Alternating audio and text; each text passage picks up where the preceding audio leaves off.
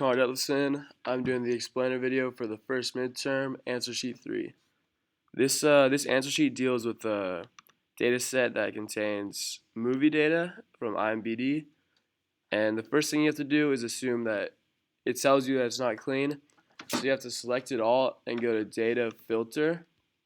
I already did that, and then what I did was I went through and selected columns and removed duplicates. I also went through, there were some double slashes on the release date that I had to go through and used Control H, which is find and replace. That's exactly what I did. And then, as well as there was some, I believe there was Lucasfilm and a couple other, there was another production company too that was in the wrong place. It was in a budget or one of those. So you had to go through and remove those as well. Also in runtime, I made sure that they were all numbers. There were a couple that weren't. There was one that said Lucasfilm. I think there was a blank one as well. And then I also went and min-maxed the averages and the counts to see if anything was weird, but I didn't find anything there. All right, going to the first question. How do you describe the revenue trend of the industry over the last 10 years? Which year showed the highest total revenue and which the highest risk? So I took the last 10 years to assume coming from 2020. So I did back to 2010. And as you see, I made a pivot table using years and then revenue. And first off, you'd see that 2010, it was 25 billion and it's grown to 30 billion. And if you look at the answers, it's between revenue grew more than 50% or grew between 5 and 50%. And it's obviously in between those two if you look at the data from here. So what I did was I took 5% of 2010's revenue, and that's equal to this number right here. And then the difference between 2016 and 2010 is about 5 billion. So, and then if you divide that by the 5%, you get about 20% growth. So that gives us the industry has grown between 5 and 50%. And the highest revenue is easy. You just go through, and it's 2016. Then to find the highest risk, you come down here. I got the average budget, and you change it to average revenue for the past 10 years. And then you find the difference. And the year with the smallest difference was 2011, and that was one of the highest risk. Question 2. Identify the top 5 primary production companies with the highest overall revenue over the last 10 years. Provide the number of movies they produce, as well as average cost and revenue per movie. Alright, here's what we got. So we go back to, this data sheet. So this is the same thing. It's just an easy pivot table. You do production company 1 for your rows, and then you do sum of revenue. And to get the top 5, you go here. You go by label top 10, and then you just insert 5 to get the top 5.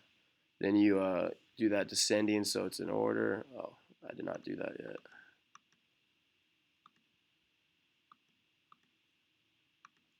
Alright.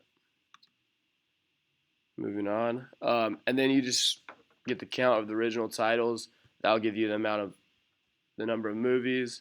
Average budget gives you the average cost, and then the average revenue. So that one's not too bad. Number 3, how many production companies in total released movies from 2000 through 2016?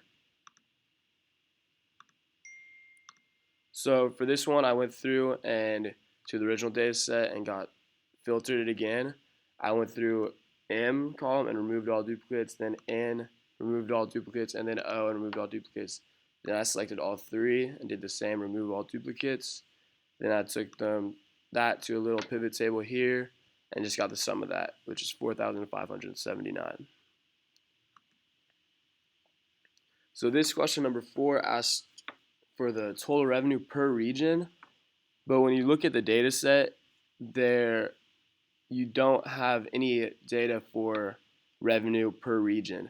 You have the production country, but that's not where all the revenue is coming from. If it's produced in the U.S., a U.S. film is still making money in China and abroad.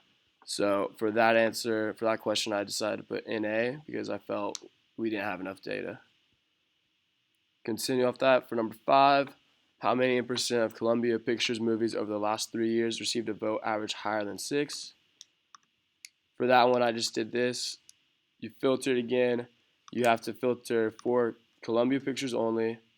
Then you filter here by going, oh, this is not yet filtered.